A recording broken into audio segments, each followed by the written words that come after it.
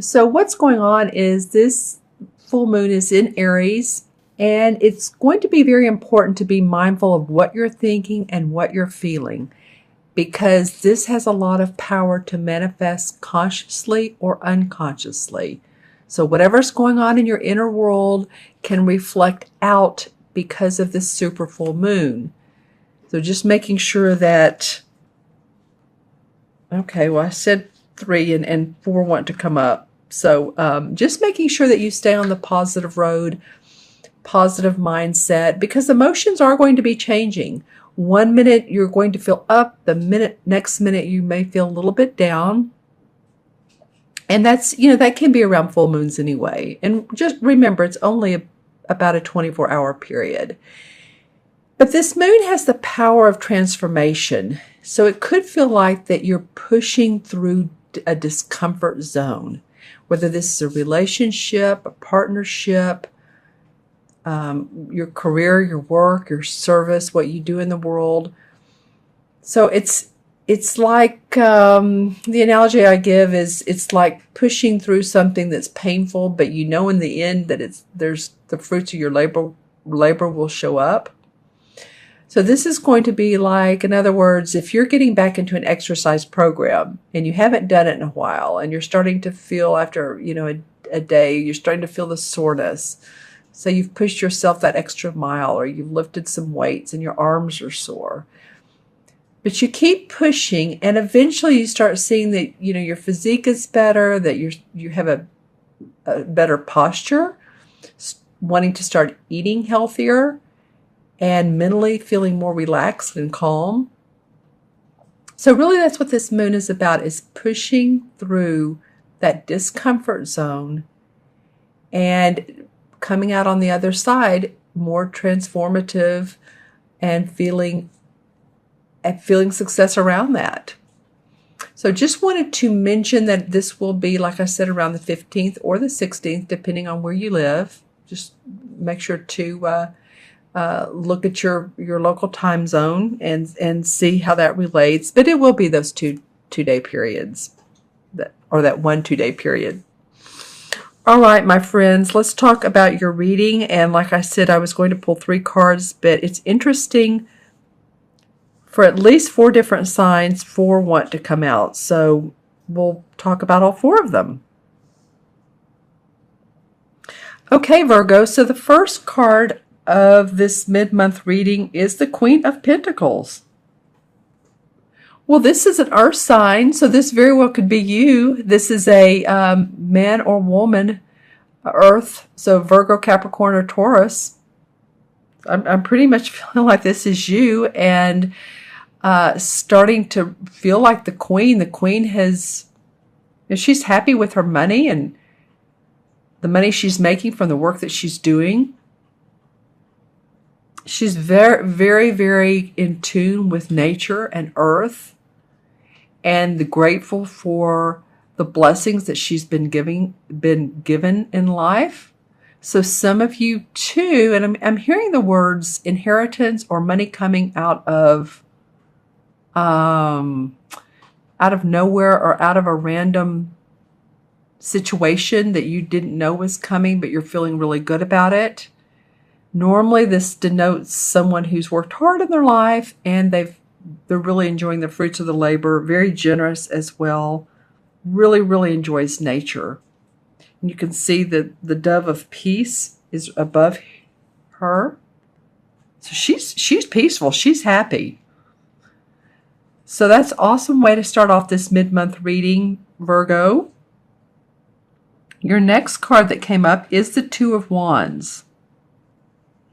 And this Two of Wands has to do with the work that you do. Wands always are creative work, our inspiration, what we put out in the world, where we work, what we do, our message to the world.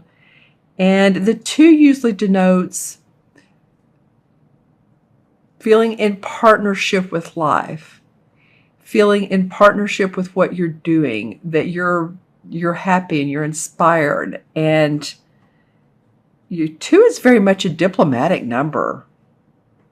So being diplomatic and patient with yourself and with other people, maybe you're in a partnership. You know, it is interesting how I look at the way they face each other. Interesting. So you have all women in these cards. Of course, this is for men too. This can represent a man as well as a woman, but it is an earth sign. Okay, so for you Virgo men, this is for you. But look how she's facing her. So this one's very happy with her home and her property, and she's feeling peaceful. When I write out the number 2, because I'm a numerologist and I give each number a personality, but the 2 reminds me of a swan on a lake. Very peaceful, very lovely to look at, heartwarming. And this is how this card feels for me, for you. And there's the wreaths. Whenever I see wreaths in card, to me that feels like a celebratory or happy times. So some of you feeling good around your money and your property, feeling happy about them. Now what's interesting, that your next card to come up is the 4 of chalices, same as 4 of cups. And the 4 of cups denotes a feeling of angelic blessings being given to you, but not paying attention to those and being restless or wondering what else is out there.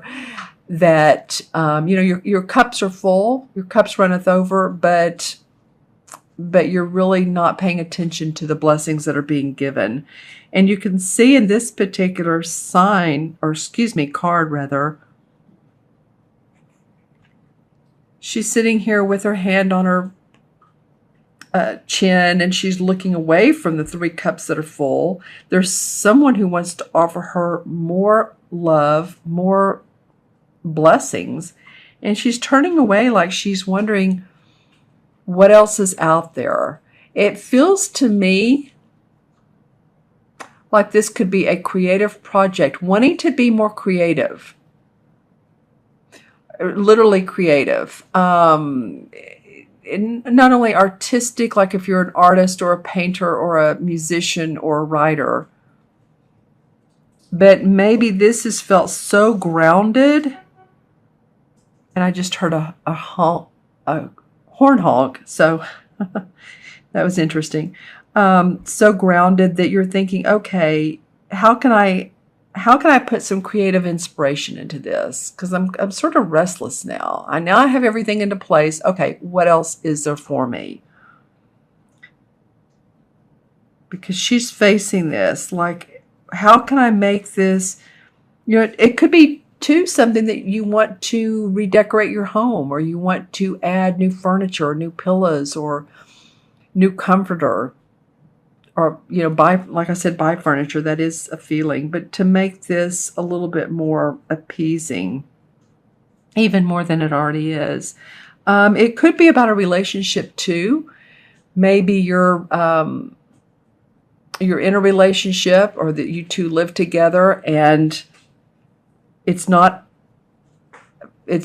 fulfilling every aspect of what you want. In other words, maybe you love to go see plays or go walk in the park, and the other person likes to go to sports, or just likes to do the opposite. And so you're wondering, how can I make this more, because he's interested in her, and this could be vice versa, and she's just not paying attention. So this could definitely be a romantic partnership that needs more oomph, and maybe a good discussion, or a good going out together and really having a chit chat about how you can make it better. How can you make it more fun? That's what it feels like. It's Virgo fun. You guys put some fun in your life. All right, not that you don't, but there's always room. There's always time for enjoyment. Fun is underrated. It really is, in my eyes. Okay, so the last card to come up, and this is a beautiful card in every sense of the word. The artwork is beautiful, plus the meaning of it. This is the Star card. So this is enlightenment. This is psychic intuition, abilities. There's water flowing, as you can see in the card. So it's very much about emotions. And it also denotes, you see the large star that's shining so brightly. So this is about connecting the spiritual and the physical together.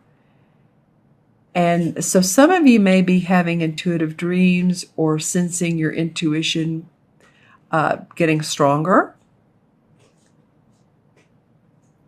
Some of you may be attending like seminars, spiritual seminars, or have a spiritual mentor or teacher that's really helping you delve into that part of life.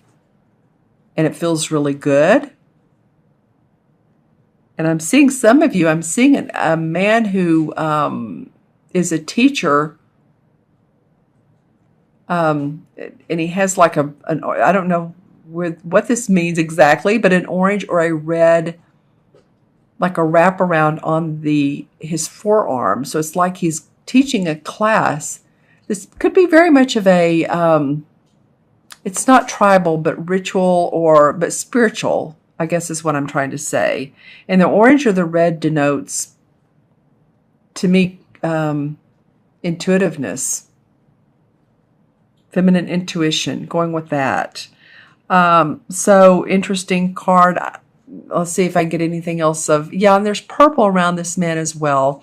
So it feels like that any of you all that are attending a class where it's very much about opening up your psychic development, intuitive development, connecting with the angel, the archangel, spirit guides, because I am also seeing, in my third eye, I'm seeing amethyst. This is an amethyst right here.